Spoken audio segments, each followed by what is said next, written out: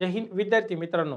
Lakshadweep career अकॅडमीमध्ये तुमचं सर्वांचं हार्दिक स्वागत. आपण जो चालू घडामोडी हा उपक्रम सुरू केलाय आणि जे आपण रोजचे 10 प्रश्न सुरू केले, तर आपण 80 पर्यंत आलो होतो. आज आपण 81 ते 90 पर्यंत 10 प्रश्न कोणते महत्त्वाचे ते आपण बघणार आहे. चला आता कुठलाही वेळ वाया न घालवता आजचे 10 प्रश्न बघू आपण, जे परीक्षेच्या दृष्टीने महत्त्वाचे. आणि चॅनलला सबस्क्राईब केलं नसेल तर करून घ्या.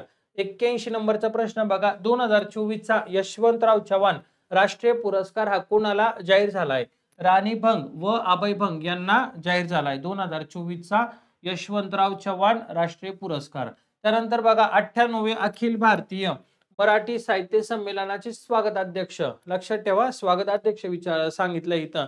स्वागताध्यक्ष म्हणून कोणाची निवड केली किंवा कोण असणार आहे? शरद पवार. आणि याच्या अगोदरच्या व्हिडिओमध्ये मी तुम्हाला सांगितलं होतं अध्यक्ष कोण असेल? डॉक्टर तारा भवाळकर हे अध्यक्ष असणार आहे. बरं, 98वे अखिल भारतीय मराठी साहित्य संमेलन कोणत्या ठिकाणी होणार आहे? तर दिल्ली या ठिकाणी होणार आहे. आपल्या या अगोदरचे जे व्हिडिओ आहे त्याच्यामध्ये तुम्हाला सविस्तर माहिती दिली आहे. त्यानंतर पुढे बघा, पुढचा प्रश्न.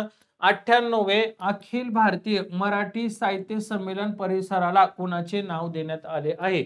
तर छत्रपती शिवाजी महाराज हे साहित्य नगरी असे नाव देण्यात आलेले. 98वे अखिल भारतीय मराठी साहित्य संमेलन ज्या परिसरामध्ये होणार आहे ना, दिल्ली या ठिकाणी, त्या ठिकाणी त्या परिसराला कोणाचं नाव दिलंय? तर आपल्या महाराज छत्रपती शिवाजी महाराज साहित्य नगरी असे नाव दिले.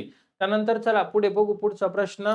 जागतिक बुद्धिबळ चॅम्पियनशिप मध्ये कोणी विजेतेपद पटकावले आहे? जागतिक बुद्धिबळ चॅम्पियनशिप मध्ये डी गोकेश यांनी काय केलंय? तर बुद्धिबळ विजेतेपद पटकावले आहे. त्यानंतर पुढे बघू आपण. 2024 ची जागतिक आयुर्वेद परिषद कोणत्या राज्यात होणार आहे? डेहराडून, उत्तराखंड. कोणत्या ठिकाणी होणार आहे? डेहराडून. आणि राज्य जर विचारलं आपल्याला तर डेहराडून ठिकाण उत्तराखंड मध्ये येतं. चला पुढचे प्रश्न बघू आपण. युनिसेफ दिन केव्हा असतो मित्रांनो? युनिसेफ दिन असतो 11 डिसेंबर रोजी. त्यानंतर जागतिक मानवी हक्क दिन हा केव्हा साजरा केला जातो?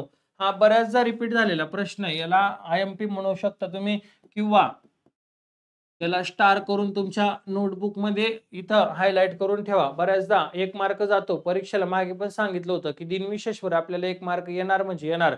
आणि बेसिक आहे जागतिक मानवी हक्क दिन केव्हा असतो? 10 डिसेंबर. लक्षात राहू द्या. आंतरराष्ट्रीय गीता महोत्सव हा कोणत्या राज्यात सुरू आहे? आंतरराष्ट्रीय गीता महोत्सव हा कुरुक्षेत्र हरियाणा, म्हणजे ठिकाण विचारल्यास कुरुक्षेत्र, राज्य विचारल्यास हरियाणा या ठिकाणी काय तर सुरू आहे. त्यानंतर बघू, अमेरिकेचे अध्यक्ष झाले सर्वांना माहिती आहे. अमेरिकेचे अध्यक्ष कोण झाले सध्याला? Donald Trump. मग यांवर काय प्रश्न येऊ शकतो की डोनाल्ड ट्रम्प हे अमेरिकेचे कितवे अध्यक्ष? अमेरिकेचे ते 47वे अध्यक्ष असणारे.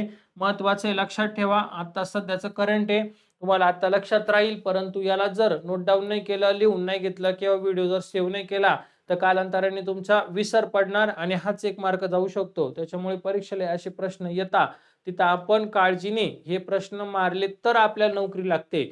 नाही तर मग जे सगळ्यांना महाराष्ट्राची स्थापना 1 मे 1960 ला झाली हे सर्वांनाच माहिती आहे. हे युनिक काहीतरी प्रश्न असावा आणि ते आपल्या पण नंतर पण लक्षात असावा.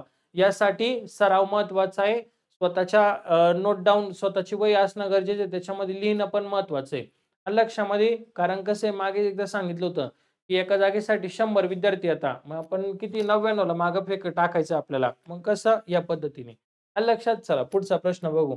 भारताचा केंद्रीय अर्थसंकल्प हा केव्हा साजरा केला जातो? भारताचा केंद्रीय अर्थसंकल्प 1 फेब्रुवारी 2025 रोजी साजरा केला जातो. म्हणजे थोडक्यात सांगायचं तर केव्हा? तर 1 फेब्रुवारी रोजी साजरा केला जातो. सादर केला जातो. साजरा नाही, सॉरी, सादर केला जातो.